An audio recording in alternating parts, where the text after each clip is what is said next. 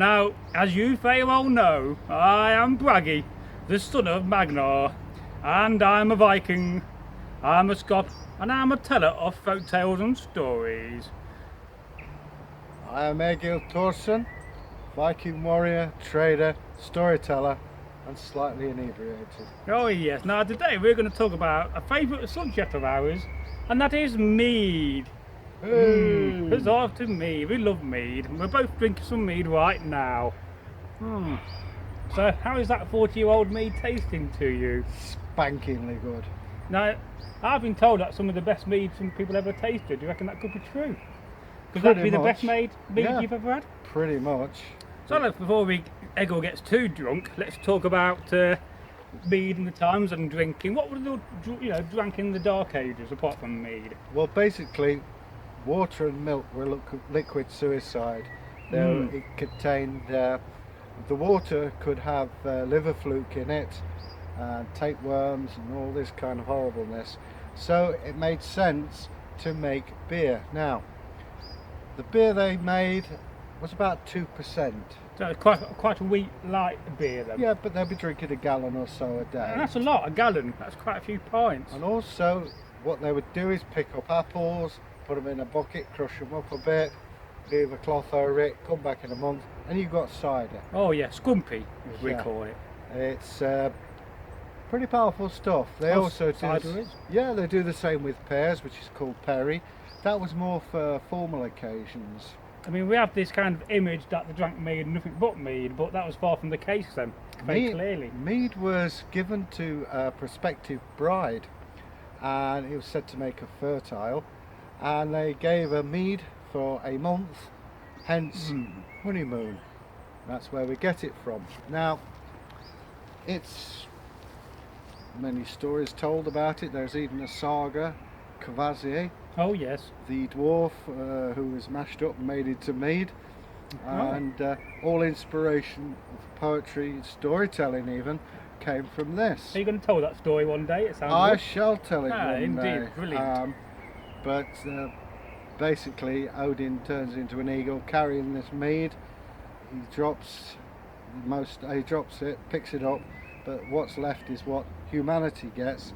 And all the inspiration for songsters, storytellers and artists come from that is spilled, called Kvasir's portion. A tip for you people out there who are thinking of getting mead, do it. Oh, definitely so. But drink it from a horn. It tastes so much better. Do you want to try that? Well, I'll have a little taste of it. It's like if you drink tea, you drink it from China. Oh, that's sweet, that is. Yeah. But if you drink it from the horn, it tastes so much better. You've got to tell some tales in a bit. You take it easy on that. I'm not that bad, don't worry. No, Egil's used to drinking. You make me sound like a dipser.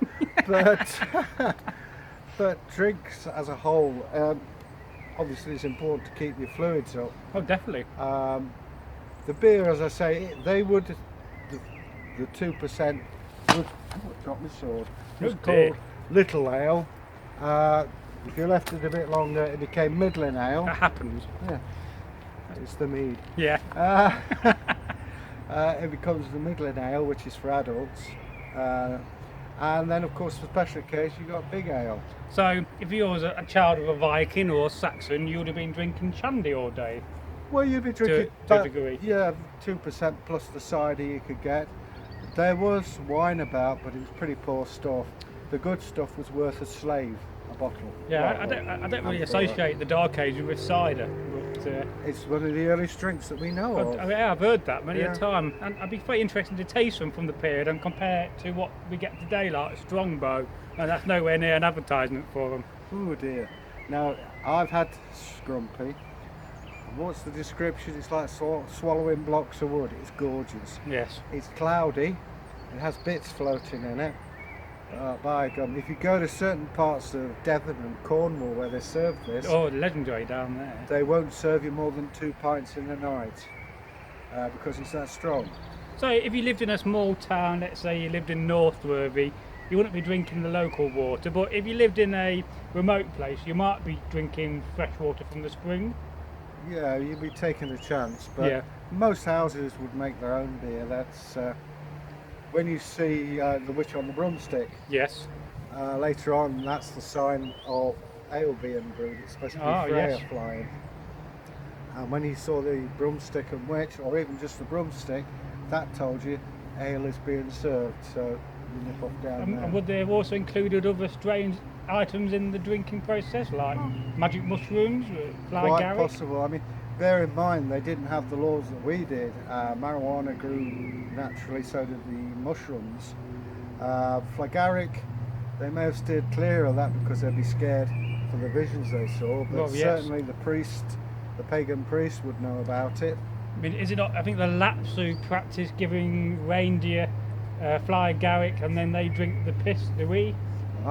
Possibly, I don't know. I'm not sure it is the Lapps, it might be. Either way, it doesn't sound very nice. But Well, no. having said that, when you're drunk, you drink all kinds of things you don't intend doing. But It would have been great growing up as a Viking child or Saxon child. You got a gallon of beer to drink each day, and by the time you get to 18, you're well averse with drinking. Well, I mean, it sounds very wrong, doesn't it, today? to be honest with you, you wouldn't know any different. That's how everybody was brought up. Yeah. You know? So that was a common thing.